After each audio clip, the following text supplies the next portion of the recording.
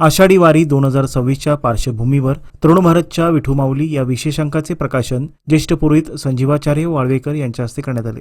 यावेळी बोलताना त्यांनी विठ्ठलाच्या मूर्तीमागील गूढ अर्थ उलगडला। विदा ज्ञानेन ठ शून्यम लाती गृहाती विठ्ठला या युक्तीचा अर्थ सांगताना ते म्हणाले की ज्यांच्याकडे ज्ञान नाही त्यांना विठ्ठल गुरूंच्या माध्यमातून ज्ञान देतो। त्यामुळे विठ्ठल म्हणजे ज्ञानाचे मूर्तिमंत स्वरूप आहे। विठ्ठलाने कटीवर हात ठेवले आहेत, त्यामागे एक मोठा संदेश दडलेला आहे। संसार रूपी सागरात भक्तांनी बुडून जाऊ नये, त्यांना योग्य मार्ग दाखवून स्वतःपर्यंत आणण्याची जबाबदारी विठ्ठल स्वीकारतो आणि भक्तांना आश्वस्त करतो। ते पुढे म्हणाले की भूकंप, सुनामी, अतिवृष्टी यासारख्या संकटांच्या काळात देवावर श्रद्धा ठेवणे आवश्यक आहे, कारण श्रद्धा आणि गुरूंचा अनुग्रह जीवनातील संकटावर मात करण्याची शक्ती देतो। याच कारणामुळे आषाढी एकादशी आणि गुरुपौर्णिमा हे दिवस भारतीय संस्कृतीत विशेष महत्त्वाचे मानले जातात।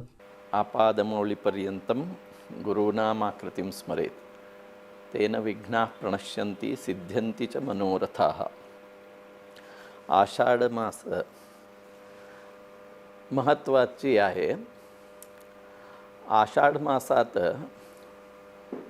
2 दिवस एकदम पवित्र म्हणून असं वाटतंय मला।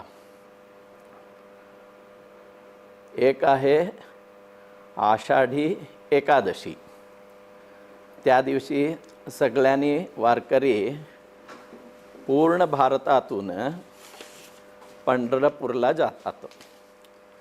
आता तर भारत सोडून इडी विश्व तिथून सगळे पंढरपूरला येतात।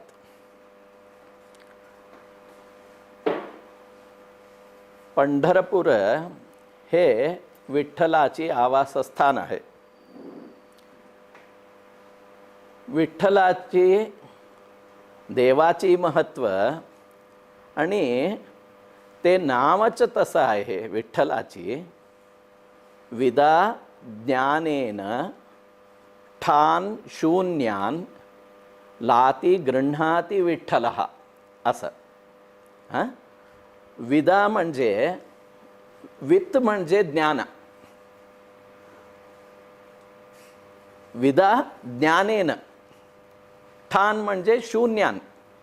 ज्ञान नसणारा ज्ञान कोणाला नाही आहे त्यानं विठ्ठल ज्ञान देतो। विठ्ठल वित ज्ञान ठा शून्य नसणाराने लाती ल म्हणजे लाभ करून देतो। ज्ञानाची लाभ कोण करून देतात त्याला विठ्ठल म्हणतात। म्हणून आता वहिनी सांगितलेत सगळीकडे टेन्शन आहे। ह्या वेळात आम्ही काय करायचं? देवाच्याकडे जायचं। देव आम्हाला बरं करतो। देवाच्याकडे एकदम जायला होत नाही आम्हाला, म्हणून कोण पाहिजे? मध्ये एक गुरुजी पाहिजे। गुरुद्वारा प्रसन्नस्वन अनुग्रहम करोति भगवान। ईश्वर विठ्ठल डायरेक्ट अनुग्रह करत नाही। एका द्वार पाहिजे, एका गुरुजी पाहिजे। गुरुजींना विठ्ठल अनुग्रह करतो, गुरुजी आम्हाला अनुग्रह करतात। म्हणून आत्ता सगळे काय विद्या आहे ते सगळे कोणाकडे असतात? विद्या गुरुजींच्याकडे।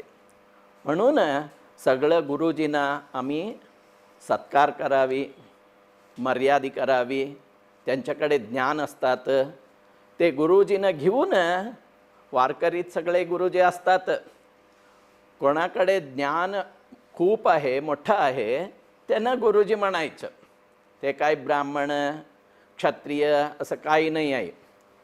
कोणाकडे जास्तीत ज्ञान असतात, ज्ञान आहे, त्यांना गुरुजी म्हणायचं। दैवाधीनम जगत सर्वम, समस्त विश्व दैवाधीन आहे। आमच्या हातात काय आहे? काही नाही।